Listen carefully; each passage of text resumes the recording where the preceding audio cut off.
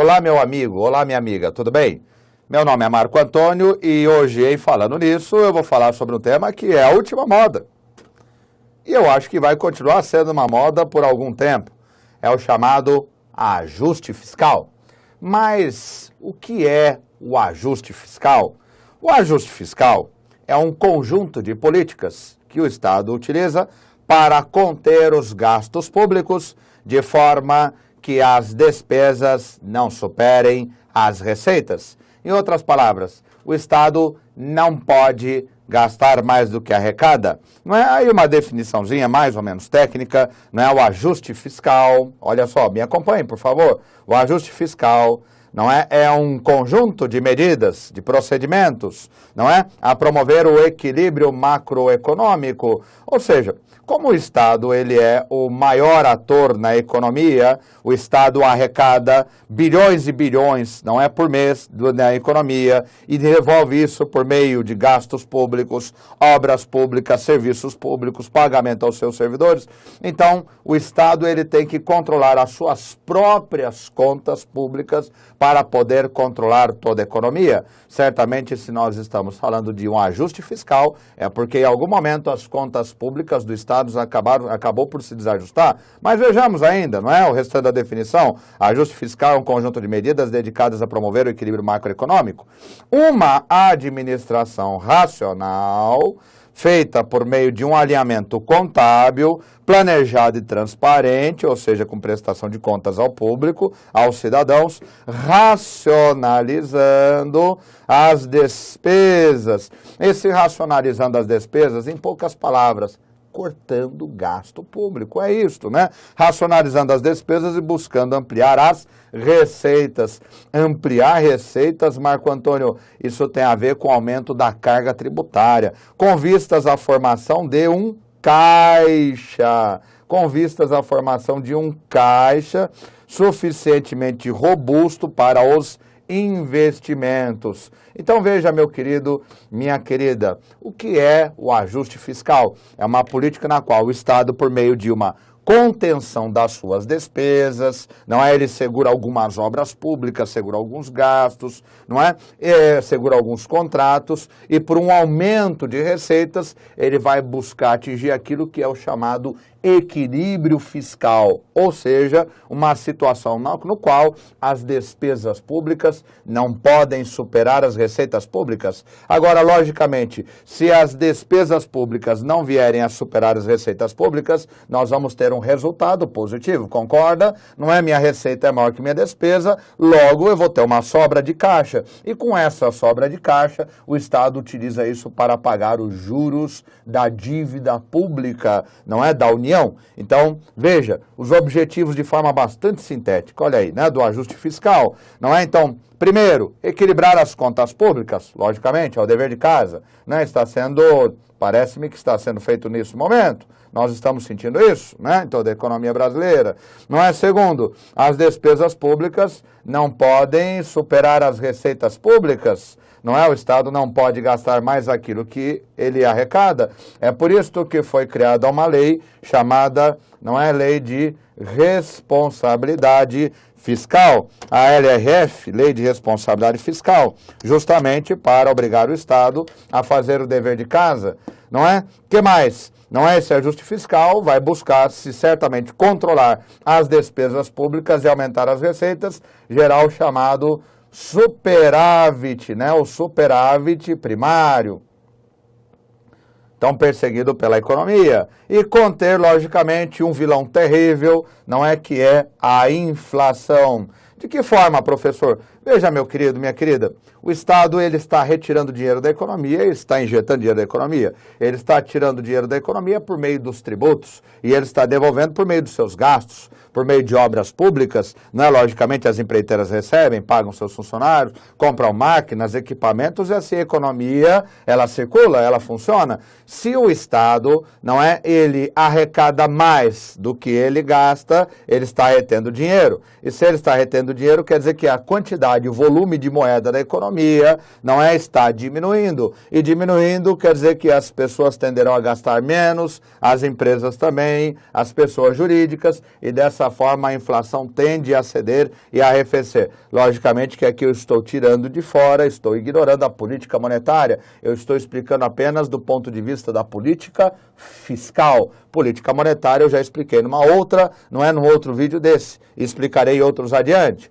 Então veja, não é o ajuste fiscal, busca o chamado equilíbrio fiscal. E logicamente tudo isto não é para estar em conformidade com uma lei muito importante que foi aprovada nesse país, que muita gente quer mexer, não é tanto na situação como na oposição, e eu oro para que esta lei não seja alterada, que é a chamada lei de responsabilidade fiscal, a famosa lei 101/2000. Olha só o que diz o artigo 1º desta lei.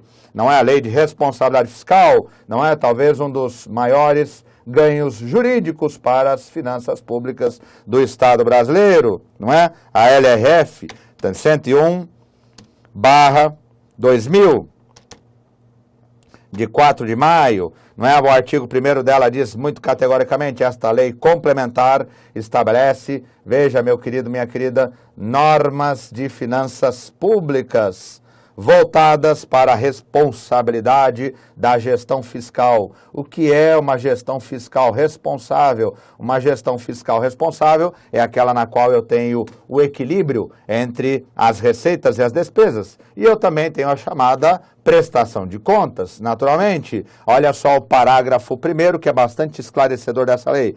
A responsabilidade da gestão fiscal, pressupõe a ação planejada, planejamento dos gastos públicos e transparente para que a sociedade possa acompanhar, não é, em que se previnem os riscos e se corrigem os desvios capazes de afetar o equilíbrio das contas públicas, mediante o cumprimento de metas de resultados entre receitas e despesas e a obediência dos limites e condições no que tange à renúncia de receita e assim por diante, toda a terminologia técnica que aqui nós não precisamos, né, ler até o final, não é? Mas enfim, não é o ajuste fiscal, busca colocar a economia brasileira e o Estado brasileiro de acordo com a lei de responsabilidade fiscal, assegurando as condições necessárias para que o país possa crescer. Mas por que ajuste fiscal, Marco Antônio? Então, se há um ajuste fiscal, não é como você já disse lá atrás, é porque as coisas estão realmente difíceis, não é? Veja um trecho de um artigo da revista Exame, né, de 7 de maio desse ano. Os gastos do governo em 2014, não é, o ano passado, subiram mais que o triplo das receitas. Todo o dinheiro arrecadado com impostos e outras fontes. Não é? Em outras palavras, não é? Houve uma queda da arrecadação, uma queda brutal da arrecadação, mas o Estado já tinha os seus gastos comprometidos e continua e não conseguiu pisar no freio. Então, conclusão, no ano de 2014, as despesas superaram as receitas.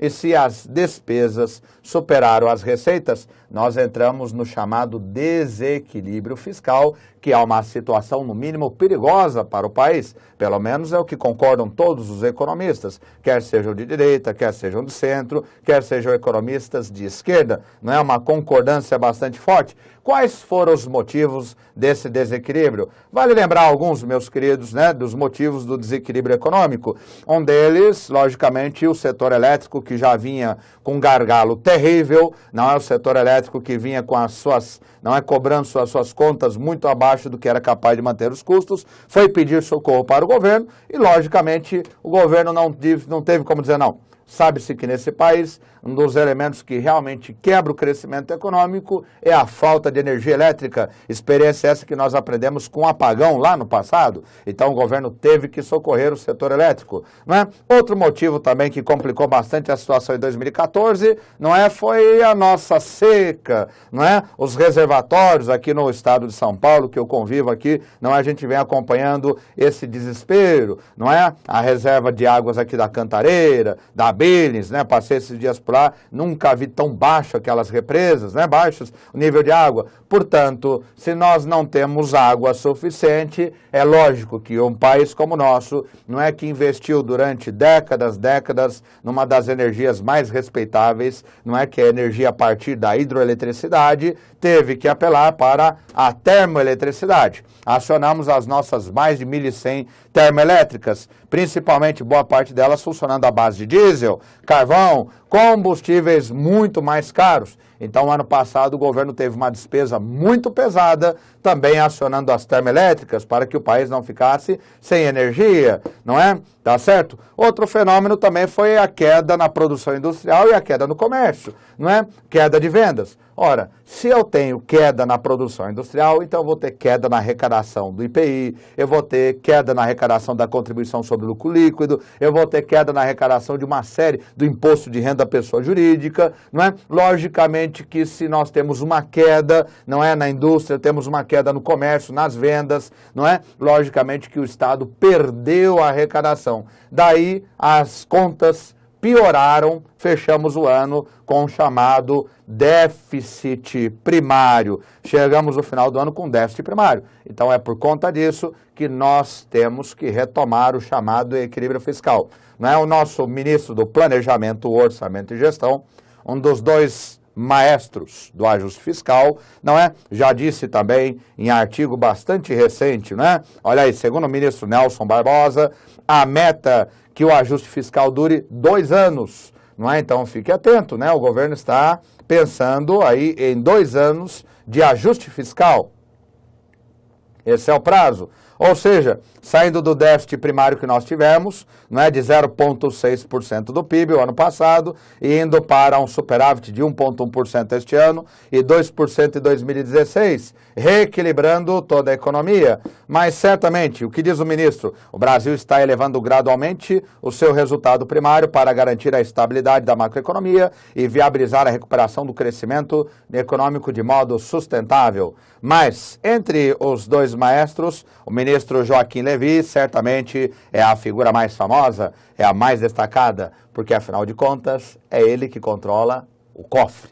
Ele controla o tesouro, não é subordinado ao Ministério da Fazenda, do nosso senhor ministro Joaquim Levy, que está à Secretaria do Tesouro Nacional. Não é vinculado ao seu ministério, nós temos o Banco Central, nós temos o Banco do Brasil, Caixa Econômica, então esse é o homem que tem o pulso mais forte sobre a economia, não é a figura que mais aparece quando se trata de assunto macroeconômico, não é? Então, o senhor ministro Joaquim Levy, o que é que diz o nosso ministro, novo ministro da Fazenda, Joaquim Levy, prometeu arrumar as contas públicas até o fim do ano. Criou uma ambiciosa meta de superávit primário de 1,2%, não é, do produto interno bruto, é o que o governo pretende economizar, ou seja, entre as despesas e receitas, ele pretende economizar 1,2% do produto interno bruto, equivalente a 66,3 bilhões de reais para todo o setor público, estados, municípios e estatais.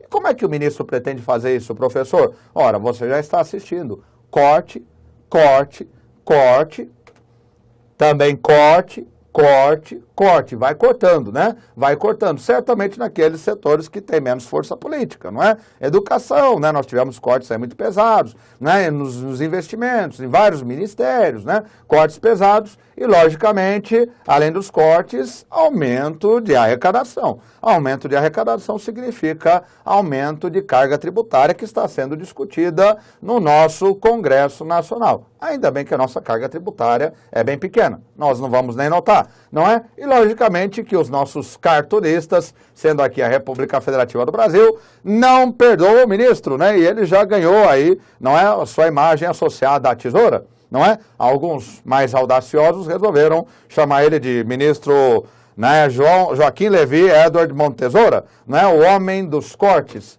O fato é que o nosso ministro não tem opção. Né, o papel dele, e ele foi colocado nessa posição justamente pela fama de homem controlador do gasto público. Não é? A dor nesse momento, ela é dura, mas é ela que vai assegurar que a dor lá no futuro não seja muito pior. Não é? Ministro Joaquim Levy, e a todo o povo brasileiro e a todos nós, boa sorte. Até a nossa próxima.